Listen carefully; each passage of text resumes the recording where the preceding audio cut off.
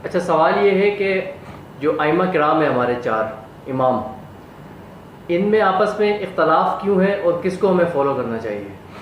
देखें भाई, अल्लाह सुब्हाना ताला ने कुरान नाजिल किया है और साथ साथ अम्बिया कराम को भेजा है, यानी किताबें नाजिल की, अम्बिया कराम को भेजा है ताकि वो अपने लोगों के दरमियान रह के अमली नमूना पेश करें और हम लोग कुरान को फॉलो करें। तो कुरान नबी सल्लम के ज़माने में, सहाबा के ज़माने में, ताबईन के ज़माने में, मैं आपसे वापस उल्टा ये सवाल करता हूँ कि इनके ज़माने में तो उलमा आइमा कराम तो थे ही नहीं, वो किसी इस्लाम पे अमल करते थे, लाजिमा तो किताब सुन्नत पे चलते थे, कुरान और सही हदीस पे चलते थे। तो आज भी हमारे यहाँ एक जमात ऐसी मौजूद है, शुरू से ही 1400 बरस से कुरान और सुन्नत पे अमल करती चली आ रही है। ये आइमा कराम तो बाद में पैदा हुए। आइमा कराम ने तो नहीं कहा तुम हमें फॉलो करना। क्या किसी इमाम को बता दें कि इसने कहा हो कि जो लोग आ रहे हैं वो मेरे पीछे चलें और जो मेरे पीछे चलेंगे मैं उनका इमाम हूँ, दूसरों का नहीं हूँ?